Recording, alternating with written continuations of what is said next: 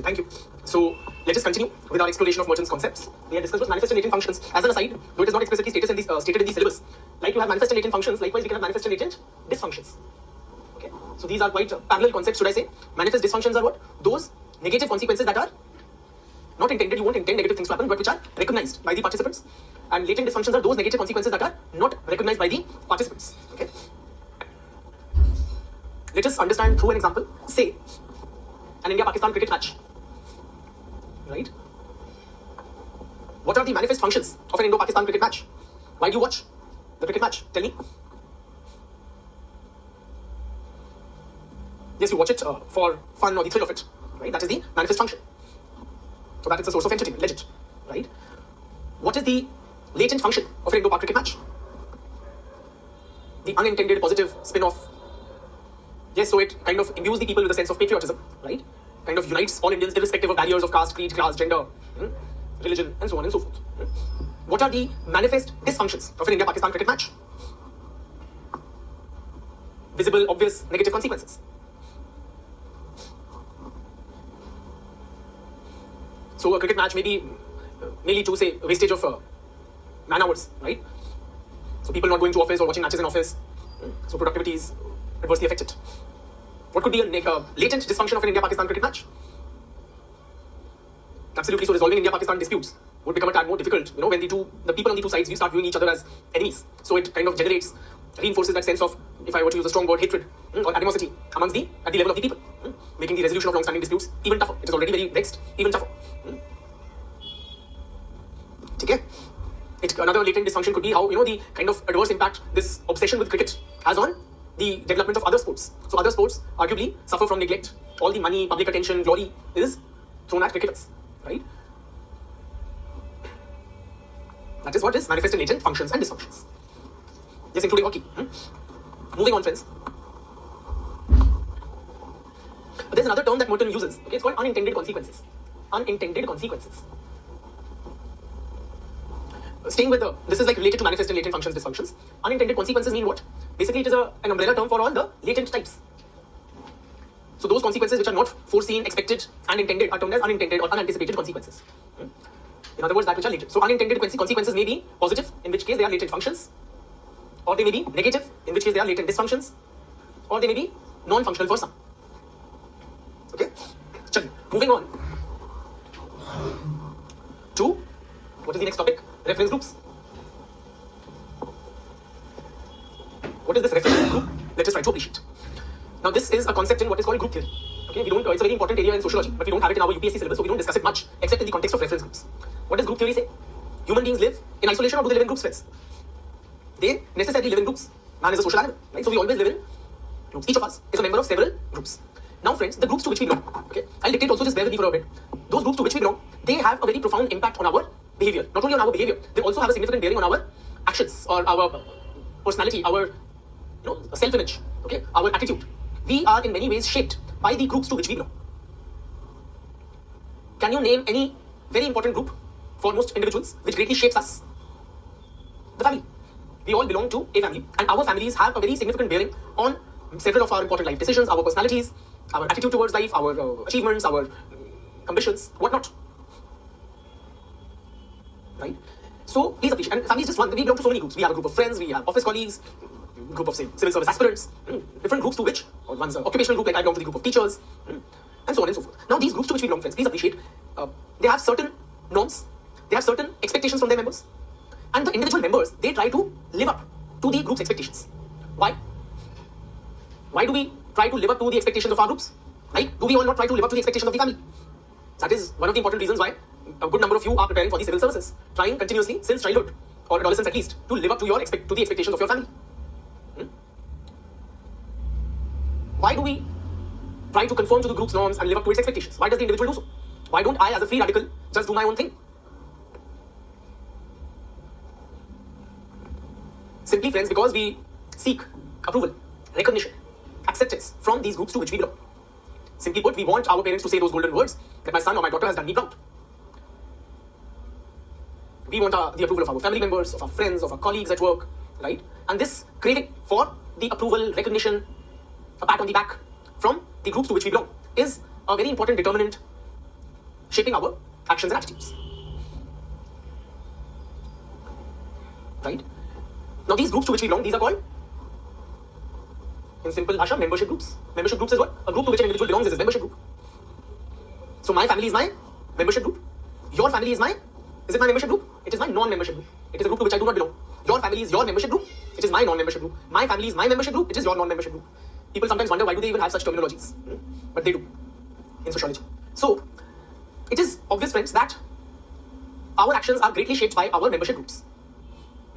So in other words, the individual uses his membership groups to, as a frame of reference in order to evaluate his own conduct, his actions, his thoughts. All of these he evaluates, he benchmarks against the membership groups. That is why we term them as reference groups. They are reference groups, meaning they are used, the individual refers to them to evaluate his own conduct, achievements, etc. Are you with me till here? Right? So I reiterate, I paraphrase, we continuously seek approval from the groups of which we are members. We try to live up to the norms, expectations laid down by our membership groups. We evaluate ourselves, our achievements, our actions, everything by referring to the norms, expectations of these groups. Therefore, our membership groups can be considered as our reference groups. Merton found an interesting thing, that it is not only our membership groups which serve as reference groups. Oftentimes, even non-membership groups serve as reference groups for an individual. I repeat, even non-membership groups oftentimes serve as a reference group for an individual. In other words, the individual evaluates his own actions, conduct, achievements, etc. based on the norms, expectations of a group of which he is not a member. Oh yes, so well put, the proverbial Sharma ji ka beta.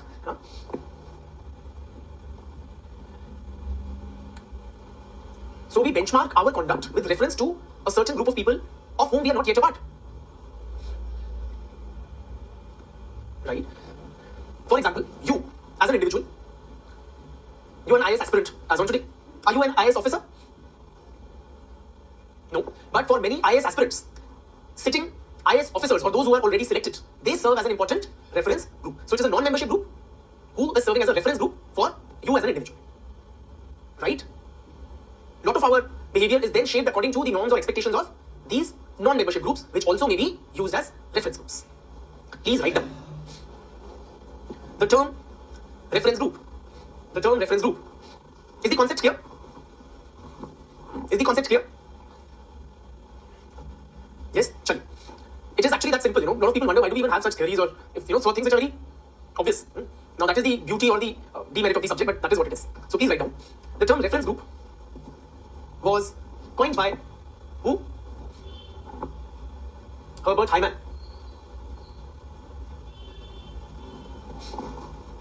And the concept was further developed by Muzaffar Sharif and R.K. Merton.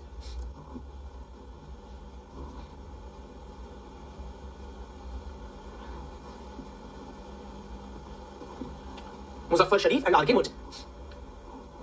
Next, reference group refers to any social group that an individual uses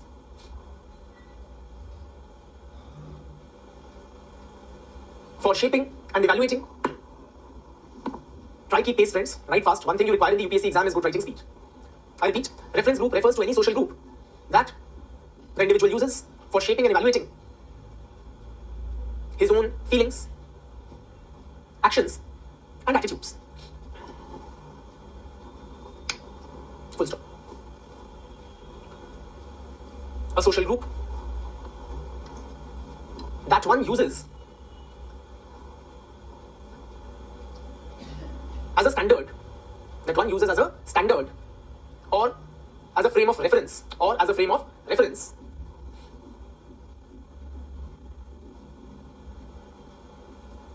in order to shape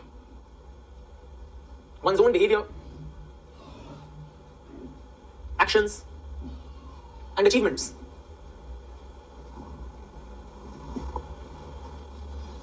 Is a reference group. Next para.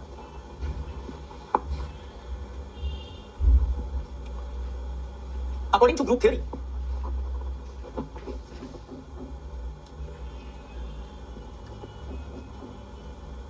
human beings live in groups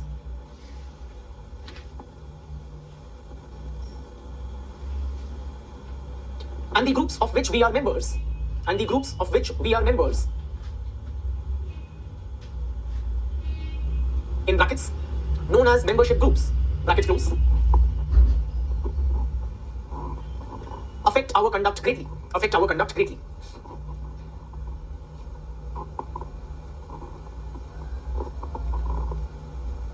Groups expect something from the individual members.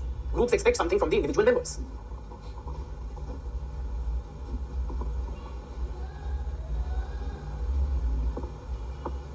The individual members act accordingly because they seek group approval.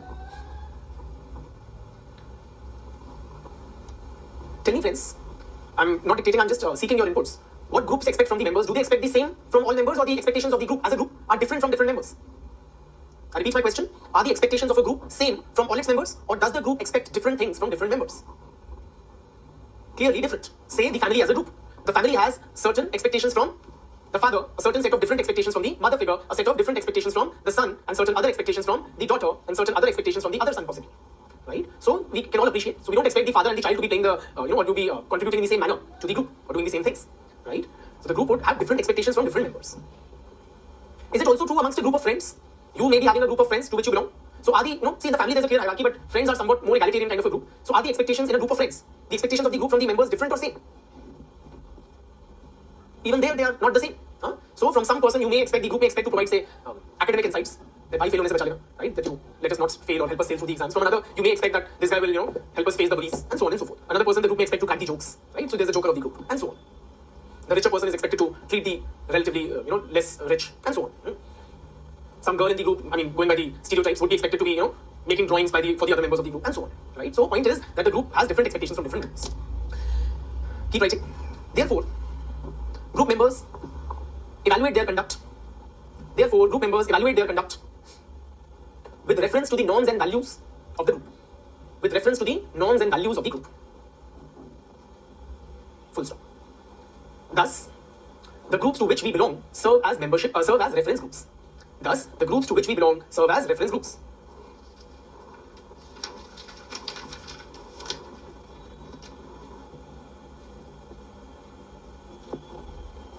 Next paragraph.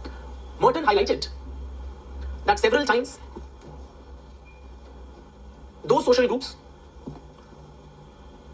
of which the individual is not a member, those social groups of which the individual is not a member, in brackets, known as non-membership groups, bracket close,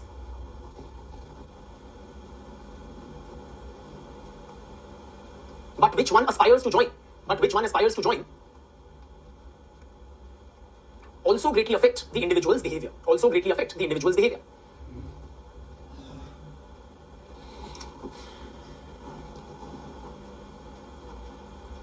In simple terms, friends, non-membership groups may also serve as reference groups. You can give the example that serving IS officers, being a reference group for an IS aspirant. Now, when you are inspired by a non-membership reference group, then what do? When the individual uses the norms, values, expectations of a non-membership group to evaluate himself, then what does he do? Yes, so he will try to become a part of that group, absolutely. So how do you become a part of that group? You will have to adopt the norms and values. You will have to benchmark yourself, not only benchmark, you will have to integrate their expectations into your life. Imagine yourself in a school or college. We've all been in school and college, right? So in the school or college, there is a membership group to which we belong. If this is the individual, then this is his membership group. Okay? They are his friends. Okay? This is his membership group. The people we used to hang out with in the school or college canteen. But then there used to be another group, a non-membership group, which oftentimes served as a reference for us. Say in school or college, if we guys are talking in the vernacular, these guys used to be fluent in English. Yes or no? This group used to be typically all boys or all girls, and this group was at both the genders, right? So we were literally the middle class in the school, and these guys were the tops. So what do? We start, so this individual, okay, for whom they are a non-membership reference group, he would start to ape the norms and values of this group in order to join it. This process is known as anticipatory socialization. In anticipation of joining the non-membership reference group, the individual adopts its norms, values, what is expected, etc. anticipatory socialization.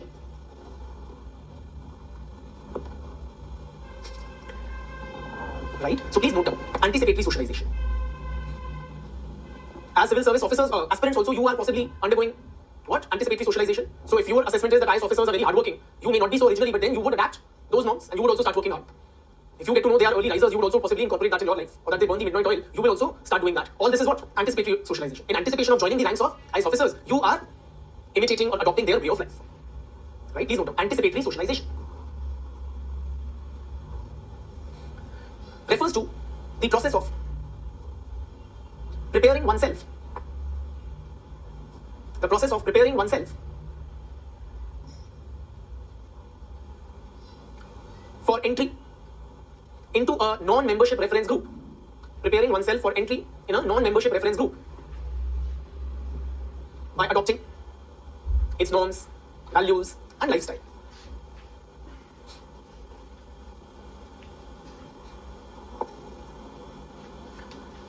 Now, for the individual undergoing anticipatory socialization, this process, is it functional or is it dysfunctional? So, say you belong to this vernacular speaking group. Now, what do you do? Because these guys talk in English, you also start speaking in English. They listen to rock music, you also start listening to rock music. Right? They are comfortable in conversing with the opposite sex, so you also try to be comfortable in conversing with the opposite sex. Now, does it help you in any way? Yes, it does. If you become more and more like them, then it is quite likely or more likely that they will accept you as one of their own. In other words, because of anticipatory socialization, the individual may be able to become a member of the non-membership reference group.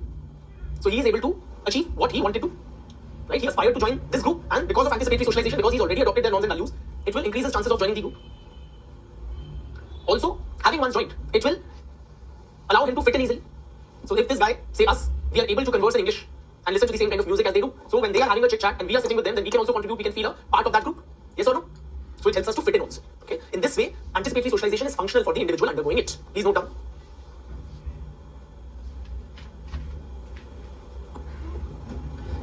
Anticipatory socialization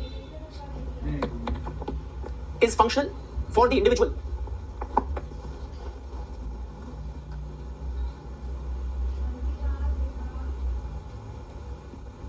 because it increases his chances of gaining entry.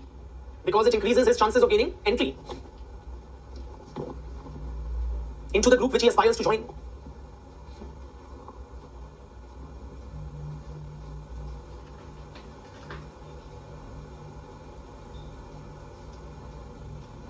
Having once entered,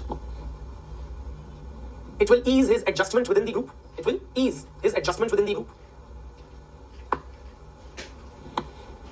Now please write, okay, because we're running out of time kind of, and we have some ground to cover. Can it also be dysfunctional for this individual to undergo anticipatory socialization? Absolutely, and some of you have guessed it correct. Please, oftentimes, it may so happen that the norms and values of one's membership group may clash with the norms and values of the non-membership reference group. So if you're adopting the values of the non-membership group, it may tantamount to rejecting the norms and values of one's membership group. Secondly, there is no guarantee that you will be able to gain entry into the non-membership group.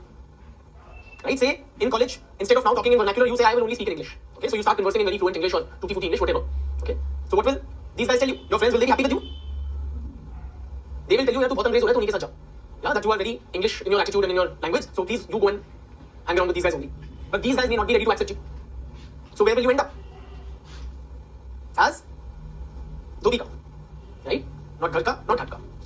In other words, you may end up antagonizing your membership group while still not having gained acceptance or entry into the non-membership reference group. This is what Merton calls that the individual may end up as a marginal man. If you can write quickly, please do.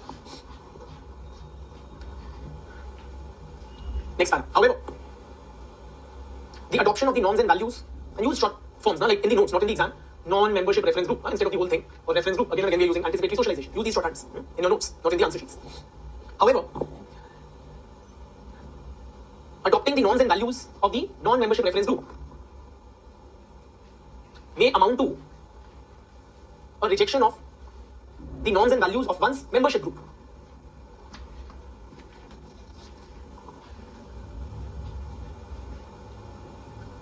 Consequently, the individual may get alienated from one's membership group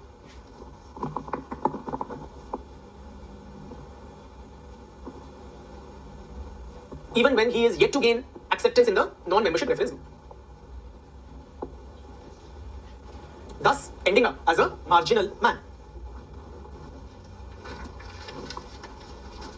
Ending up as a marginal man.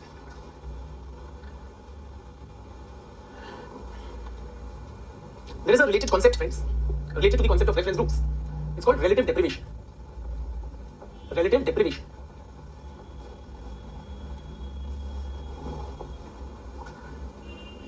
What do we mean by relative deprivation? Please appreciate, according to this theory or concept, are we happy or unhappy in life? Okay, whether we feel satisfied or we feel deprived. Is it because of the absolute conditions or how we assess ourselves in comparison to others? It is always relative. You are not happy or unhappy because of what you have or you don't have. Please appreciate. Simply put, will you be unhappy if you don't have, say, a helicopter or a private jet? Is that a source of unhappiness for you? No, for most of you it is not. But if you don't have a two-wheeler or a Maruti 800, while you see most of your friends around you or your relatives moving about in these kind of modes of transport, then are you unhappy? Absolutely. So point is, friends, it's not absolute deprivation. If we don't have something and those around us also don't have it, then we don't feel it. We feel deprived only when we compare ourselves to some others, and we compare with comparables. We don't feel deprived of a private jet because we simply don't compare ourselves with the Ambanis and the Tatas. For the ordinary, typical middle class person, these are in the realm of impossibility or rarity. But we do compare ourselves with who? Whom do we compare ourselves with? People we've grown up with, our cousins, family members, right? So yeah, my father's brother's child, they're both brothers who came from the same family tree and socio-economic background. These guys, they have a Honda City and I have a Maruti. That is a problem. That is what hurts. So that is where deprivation is felt. It is always relative. Or we compare ourselves with our friends in school, right? So we were in the same class and we used to study from the same teachers, and that guy is earning like a 6 or 7 figure package. And here I am, still with an uncertain future. Or with our neighbors, our co-workers, right? Why? Because we find some common ground with these fellows. So we think that it is reasonable to expect that we have what they have, right? So that is the concept of relative deprivation. Depending on, now how is this related to the concept of reference group? Basically, the deprivation that an individual feels depends on the choice of the reference group. Depending on who we benchmark against, who we compare ourselves with, accordingly we feel a relative deprivation. There was a study or a book, an American classic by the name of The American Soldier. The American Soldier. This American Soldier thing was authored by Samuel Stuffer. Merton kind of uses this study to explain the concept of relative deprivation. So what is this relative deprivation, friends? In this study, it's like a psychoanalytical account of the difficulties of the life of in the life of a soldier, his mental makeup. So what the author finds, Stuffer finds, and Merton kind of uses that to explain the concept of relative deprivation. The married soldier. Now his absolute conditions may not be pathetic. Okay, he may have several privileges, numerous of if you know any persons serving in the army, there are none. Now this married soldier, he feels relative deprivation, or what he feels deprived of depends on who his reference group is. When he compares himself to his unmarried soldier compatriots, then in what aspects does he feel deprived? He feels these guys have it relatively easy. In the sense, they have greater freedom. They're not encumbered by family responsibilities. They have to kind of, sacrifice less, while I am staying away from my wife and children. This is the kind of relative deprivation that the married American soldiers experienced when they compared themselves with, or when their reference group was the unmarried soldiers serving alongside them. But when they compared themselves, when the reference group was married civilians, their married civilian friends,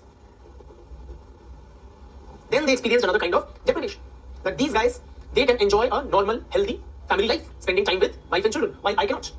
So vis-a-vis them, they saw their marriage as a bandhan, as a kind of restriction on their freedoms, as something tying them down. With their married civilians, they saw their soldiering as keeping them away from their, enjoying a regular, healthy family life. Right? So this is the concept of relative deprivation. We feel deprived or privileged only when we compare ourselves with others. So depending on who the reference group is accordingly the individual will experience relative deprivation. With that, we call it a day, and we shall continue in the next lecture with Shri R.K. Merton. Thank you. We are not yet done with the reference group theory. We will continue with it in the next lecture.